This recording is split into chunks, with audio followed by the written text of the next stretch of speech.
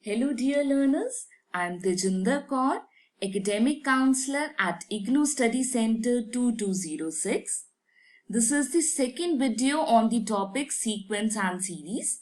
In this, we will learn about geometric progression, nth term of GP, sum to n terms of GP, 3 terms in GP, and sum of infinite terms of GP. So let's see what is a geometric progression. A geometric sequence or geometric progression is a sequence in which each term except the first is obtained by multiplying the term immediately preceding it by a fixed non-zero number.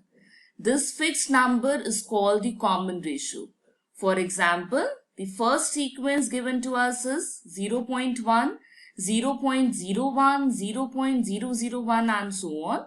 As we can see, if I multiply the first term by 0.1, the answer will be 0.01. Similarly, if I multiply this term by 0.1, the value will come out to be 0.001.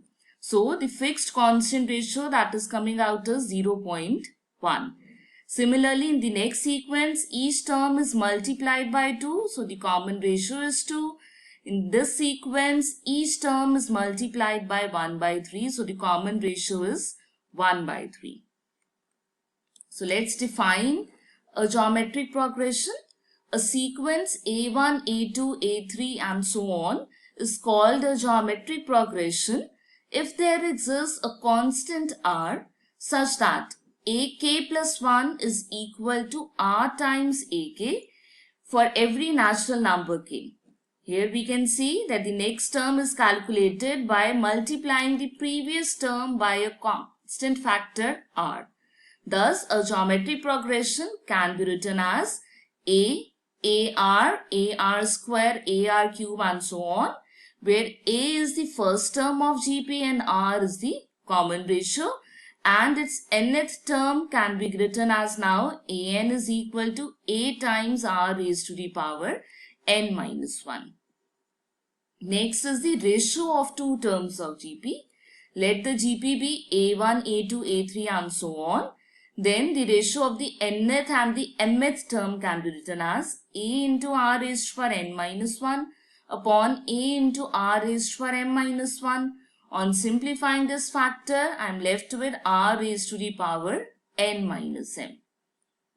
Now, there is a question for you.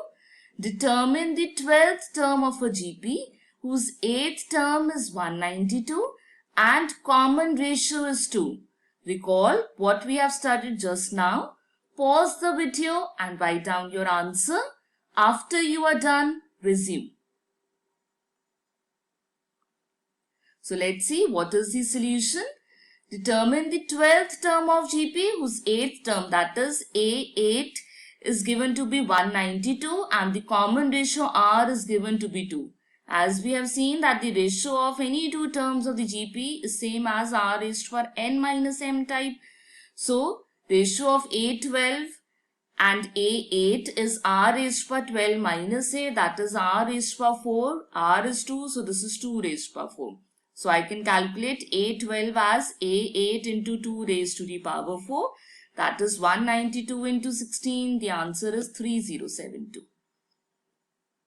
Next question we have is, three numbers are in arithmetic progression and their sum is 15. If 1, 3 and 9 be added to them respectively, they form a GP. Find the numbers. So let the three numbers in AP be A minus D, A and A plus D. I hope you all are familiar with arithmetic progression. If not, then you can watch my video on AP. The link is given in the description of this video.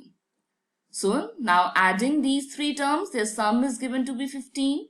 So 3A is 15, A is 3 now. So the three numbers in AP can be written as 5 minus D, 5 and 5 plus D. And according to question, if I add 1 to the first number, 3 to the second and 9 to the third, now these three numbers are in GP. That is 6 minus D, 8 and 14 plus D are in GP. Now, using the result for GP that the ratio of any two consecutive terms in GP is same. So 8 upon 6 minus D is equal to 14 plus D upon 8. Cross multiplying these terms, I am left with 64 is equal to product of 6 minus D and 14 plus D. Multiplying and simplifying, I am left with a quadratic equation. D square plus 8D minus 20 is 0. Factorizing this quadratic equation, the values of D, they come out to be minus 10 not 2. So when D is minus 10, the numbers are now A minus D, A and A plus D. That is 15, 5 and minus 5. And when D is 2, the numbers are now 5 minus 2, 5 and 5 plus 2. That is 3, 5 and 7. Next is the sum to n terms of GP. Let the given GP be A, AR square and so on. Here we can see the first term is A and the common ratio is R. And let us denote the sum of first n terms by Sn.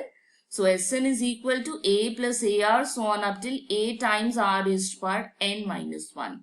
So the sum of the first n terms of GP can be written as A into 1 minus R raised to power n upon 1 minus R.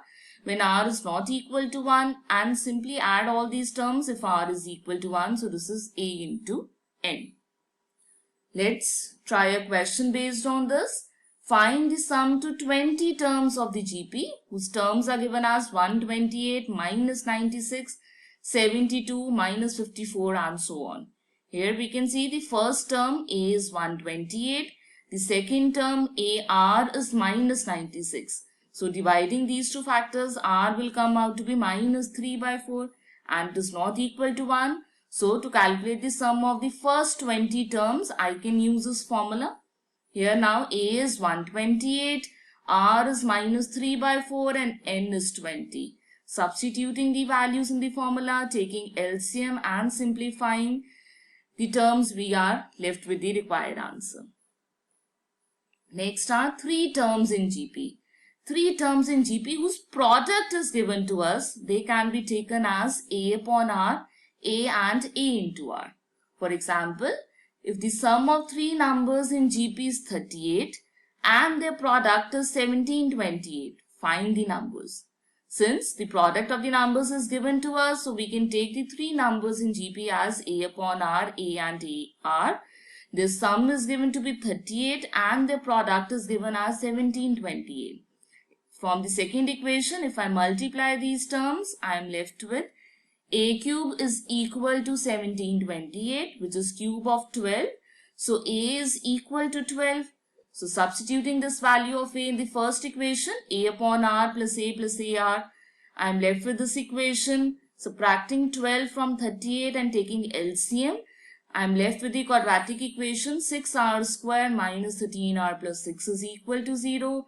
Factorizing this equation, the values of R, they come out to be 2 by 3 and 3 by 2. So when A is 12 and R is 2 by 3, the terms in GP are now A upon R, that is 12 upon 2 by 3, that is 18. A, that is 12 and A into R. 12 into 2 by 3 is 8. Similarly, if I take A as 12 and R as 3 by 2, then the terms in GP are now 8, 12 and 18. The same terms but in reverse order. Next is the sum of infinite terms of GP. Let the given GP be AR square and so on. Then the sum to infinity is written as S infinity is equal to A plus AR and so on. And it comes out to be A upon 1 minus R. Next, we are going to find the sum of infinite GP. Terms are given as 1 minus 1 by 3, 1 by 9 and so on. Here as we can see, the first term A is written as 1.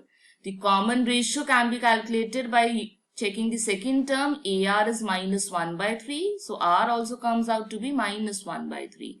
And the sum of infinite terms can be written as A upon 1 minus R, that is 1 upon 1 minus of minus 1 by 3, which is 3 by 4.